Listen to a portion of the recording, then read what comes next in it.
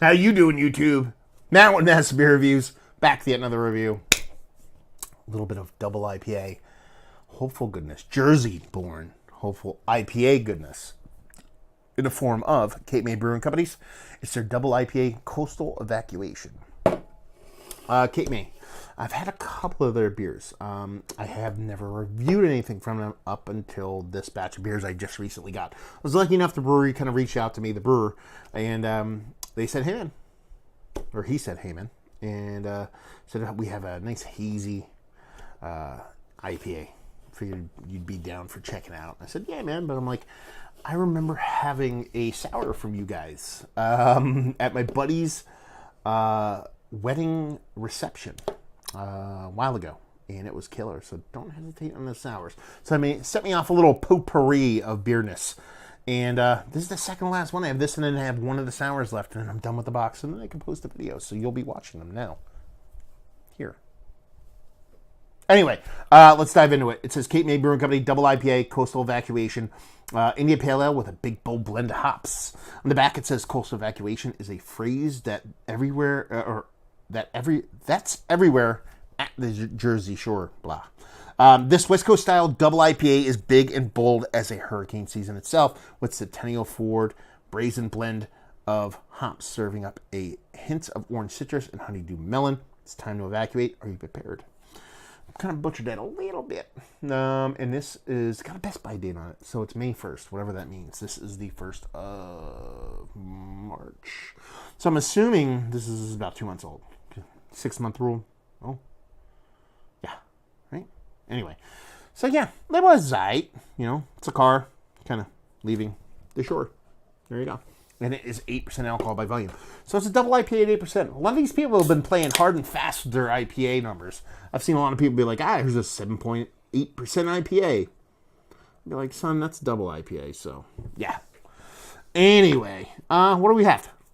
Picky finger. Nice creaminess on there.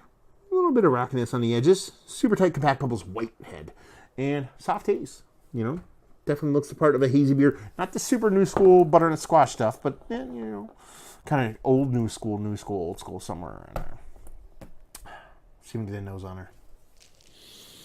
Okay. Yeah, I get the melon vibes. I get the melon rindy vibes, but I also get that kind of icky, sticky West Coast little piney vibes. So it's not necessarily like a weed icky, sticky. It's more like if you took some weed and kind of ground it up in a bunch of pine needles. So it's a potpourri of icky stickiness.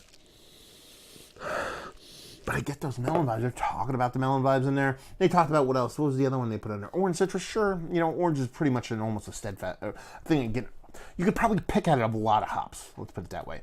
But that melon thing, when someone says it and it's that apparent, I'm pretty pumped about it. Yeah, it smells rich. There's a slight buttery thing in there. But those hops are pretty big, pretty bold. There's a nice heft to it. Let's dive in. Cheers.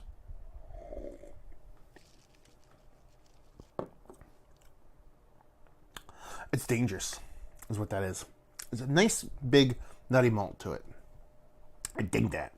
But it's also not malt forward. The nuttiness is soft. It's kind of it's light. It's not heavy. That icky, sticky, resiny mixture of weediness and kind of pininess, and not as big in the mouth as you'd expect based off of the nose, but it's still there. That melon thing is definitely gone in a more rindy direction. It's definitely more bitter than sweet. It's basically what I'm trying to say, but there's still kind of fruity, kind of now, instead of being even tones or overtones, are now undertones.